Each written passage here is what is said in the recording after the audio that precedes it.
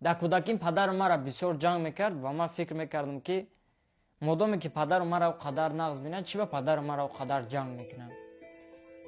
Чи ба қалан намега ки фарзанҷон ма тара нағз мебинам ё ки ягон гапҳои нағз намегам?